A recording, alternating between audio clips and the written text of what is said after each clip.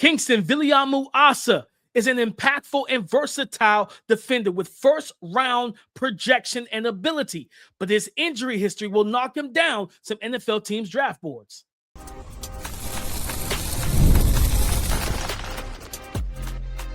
You are Locked On NFL Draft, your daily podcast covering the NFL Draft. Part of the Locked On Podcast Network, your team every day. Welcome back to the Locked On NFL Draft Podcast. I'm Damian Parson. That's Keith Sanchez. And today's episode is brought to you by Kalshi. For a limited time, download the Kalshi app. Use the code Locked On to get $10 when you trade 10. And today's episode is all about Notre Dame linebacker, Kingstonn Viliamu-Asa, KVA. We're going to explain our grade for the star linebacker, talk about the concerns, and then, of course, we go off and we give him his flowers and talk about the pros, the things he does well. And Keith, I'll say this right now.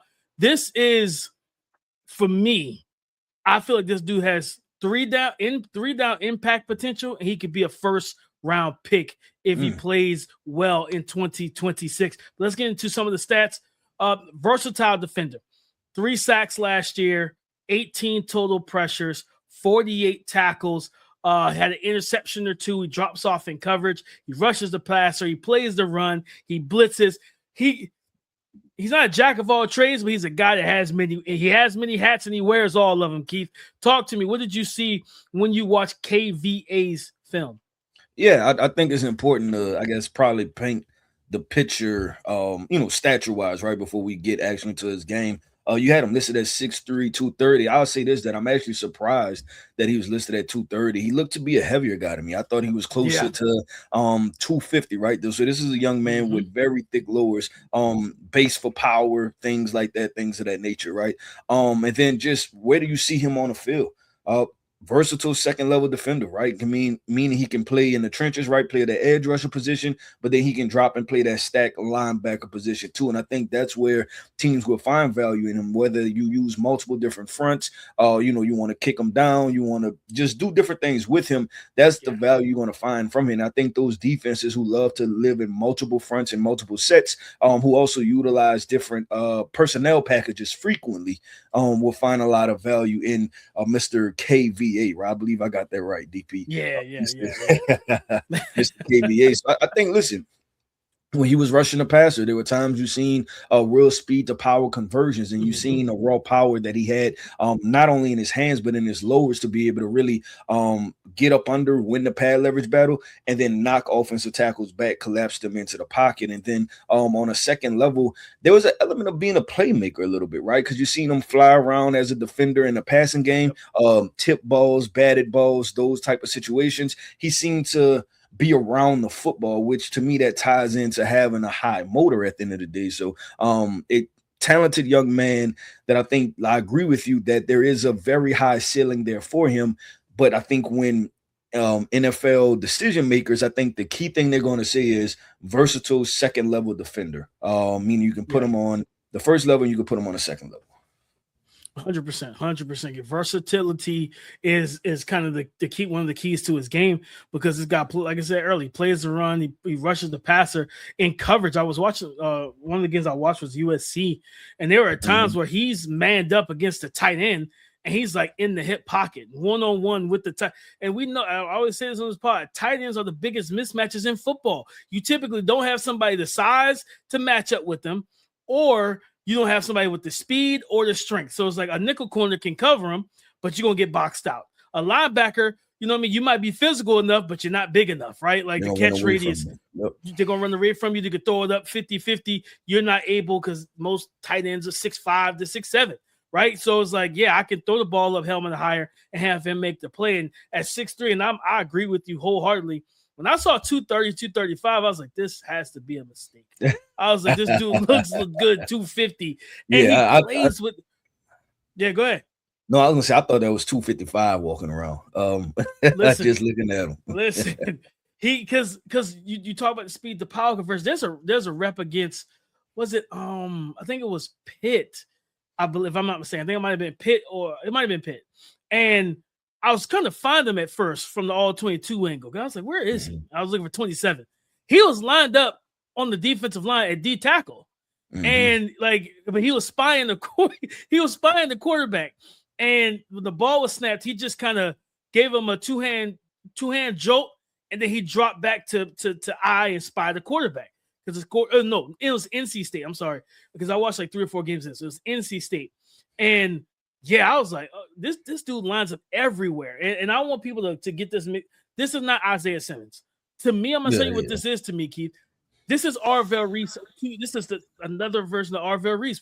Matter of fact, Keith, I think we called this a couple years ago in here, where it was like the new hybrid, the new archetype for linebackers are they're chasing that Micah Parson mold. That guy that can blitz the A gap, play the run, drop off in coverage, and then put his hand in the dirt and rush off the edge.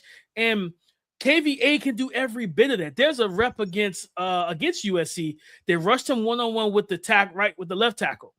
He hits him with an inside swim move. Then they had the running back sitting there waiting on him. He hits him with a swim move. So he chained together consecutive swim moves and then sacked the quarterback. There's a play against NC State where his motor is so high. He beats, like he's playing, I think they might have did a stunt, and he slices into the gap to get to the quarterback. But the quarterback, CJ Bailey, athletic young man, stuff like that, he's able to move the launch point. He got free and everything. And I think the blocker ended up taking KVA to the ground. He gets back up and chases down Bailey for the sack before he could break the line of scrimmage. So it's like you were on the ground because you weren't able to bring him down, and then you chased him down backside. I think he picked him off in that game too, where the instincts of reading CJ Bailey. I think CJ was trying to throw the ball away, and he had pressure. He was getting hit. He was trying to throw it out of bounds, and he saw it coming, and he ran to the sideline, and he met the ball to the sideline. He just got an easy pick. He literally does everything as a second level defender. He's a 3-down player, Keith, and an impactful one too.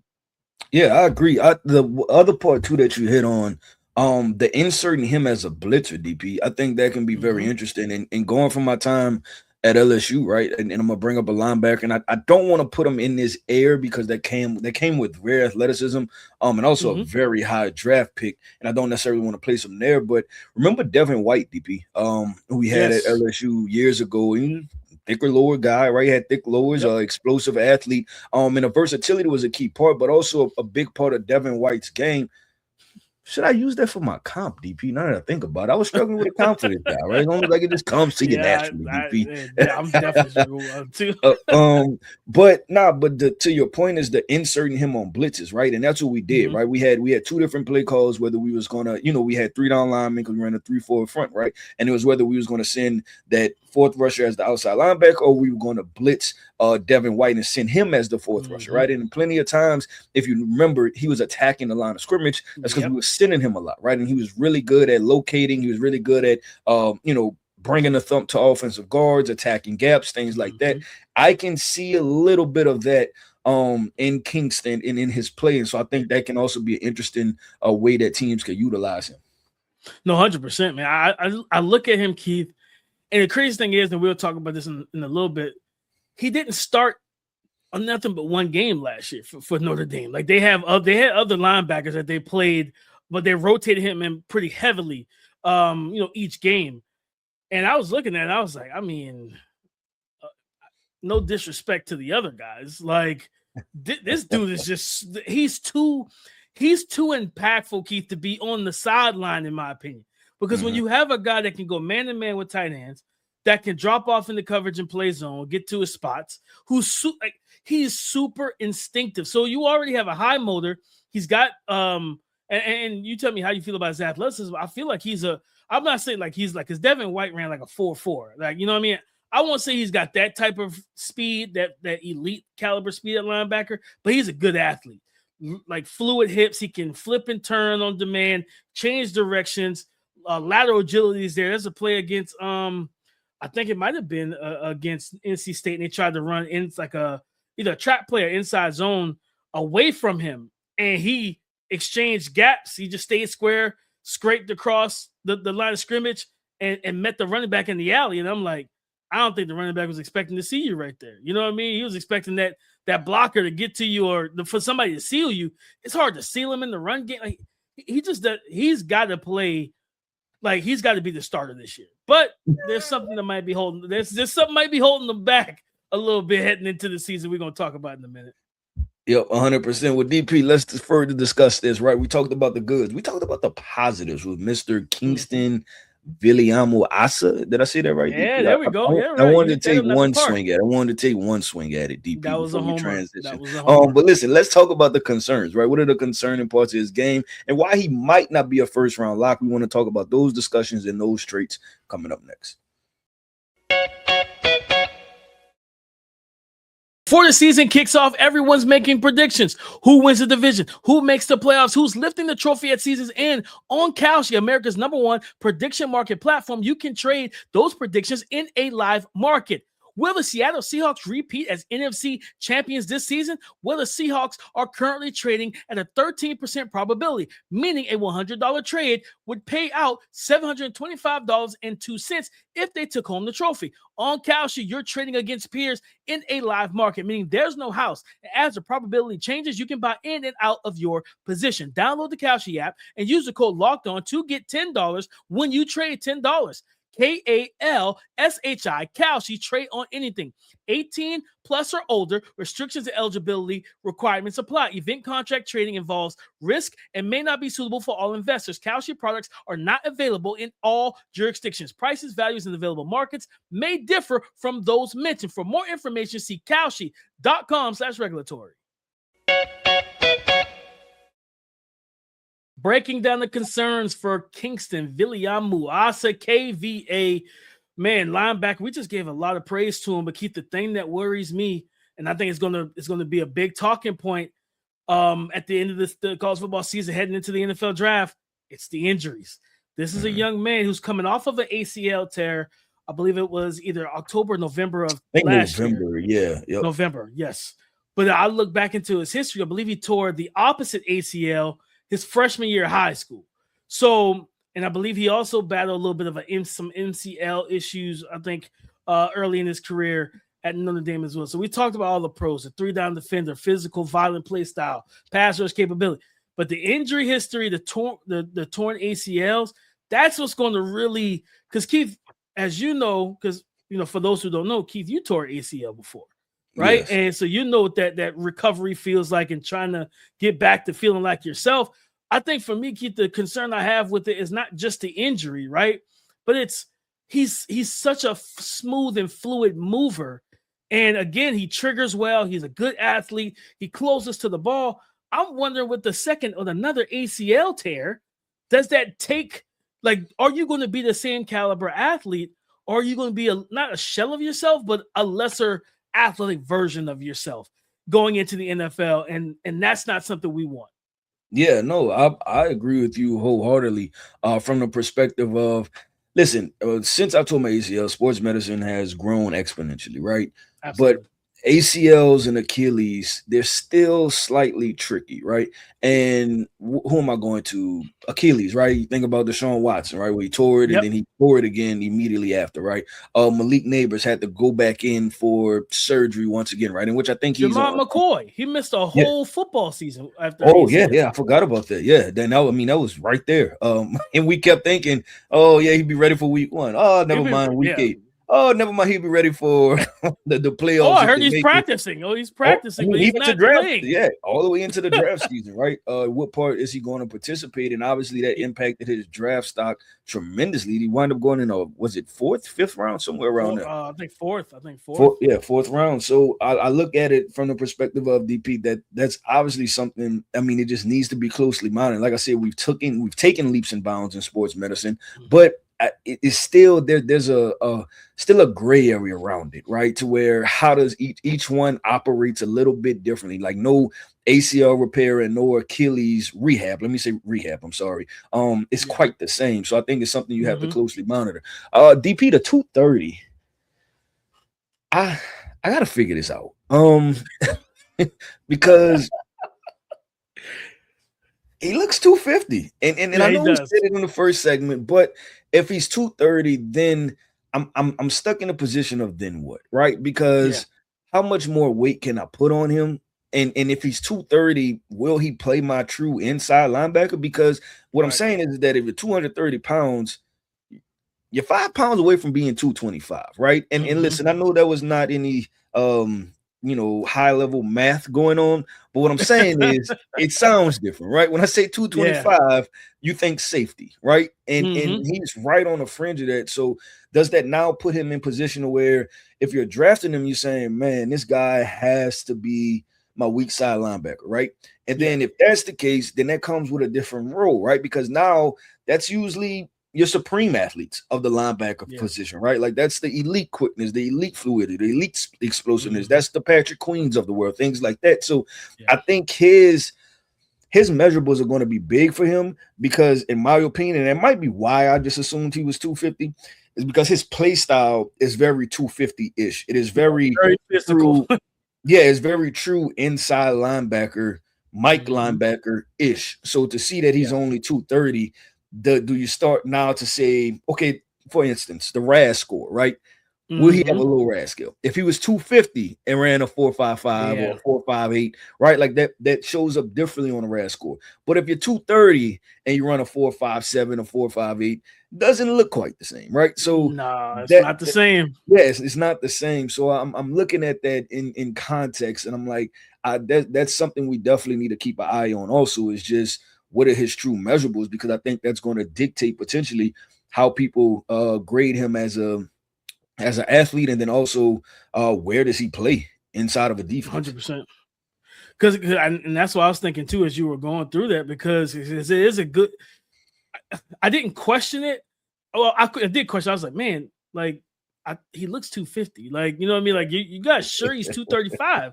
Like he plays so physical, so violent. Again, to see him like shock and shed, like pull, like climbing guards with no problem. I'm just like, all right, like there's no way he's 235.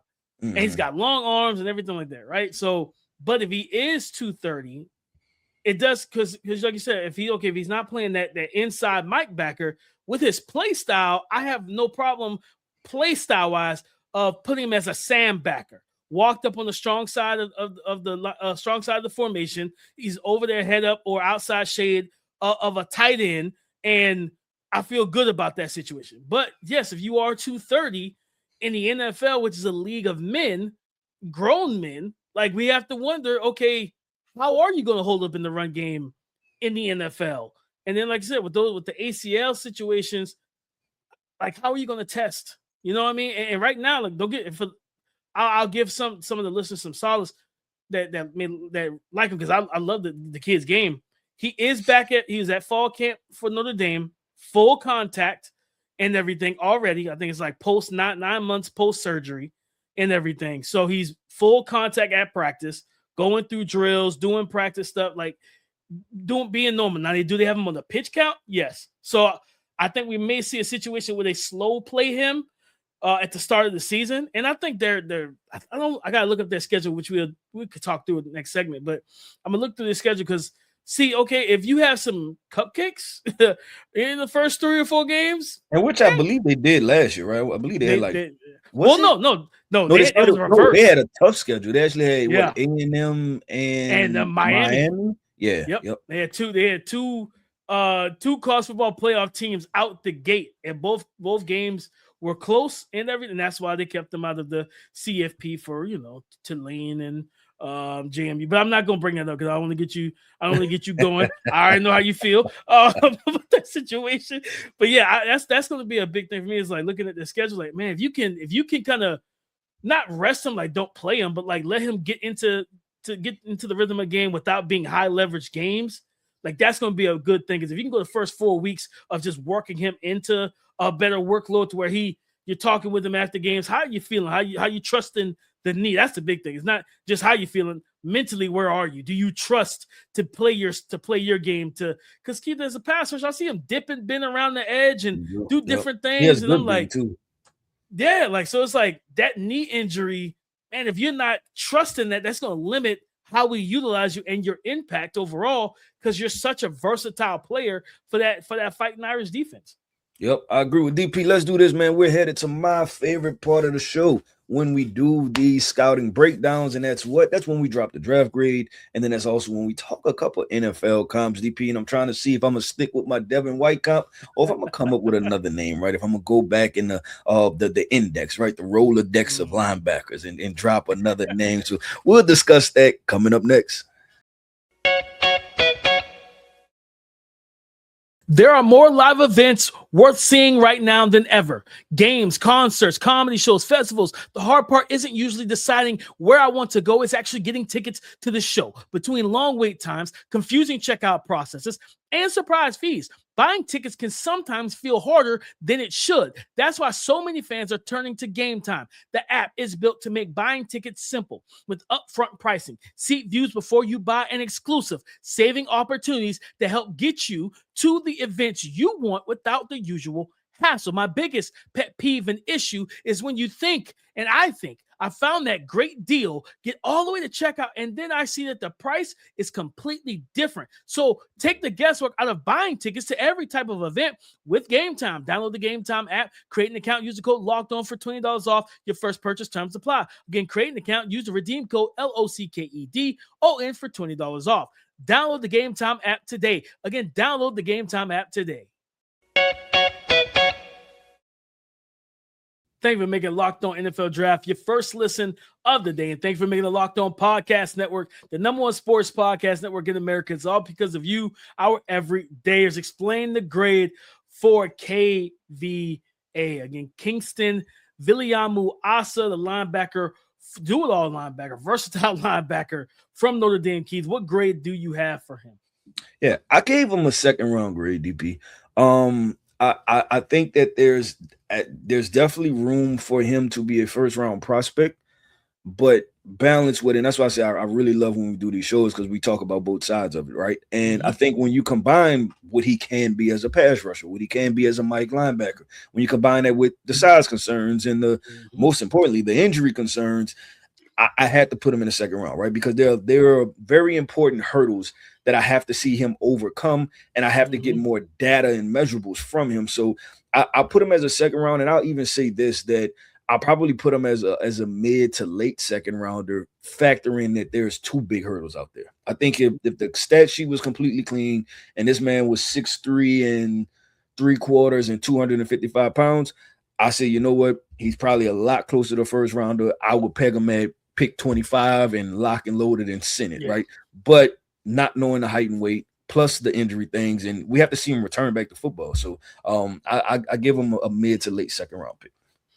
No, I'm right there with you. I felt the exact same way. You know, like I said, I started the show. I said, again, he was a guy that didn't start, but he played a good amount of snaps last year. I think with 435 snaps in 2025 which was up from 343 snaps on defense in 2024. But for those, when we talk about the versatility, run defensive snaps 165, pass rush snaps 114, coverage snaps 156. This young man literally does it all for Notre Dame's defense. And I'm with you, Keith, mid to late second round.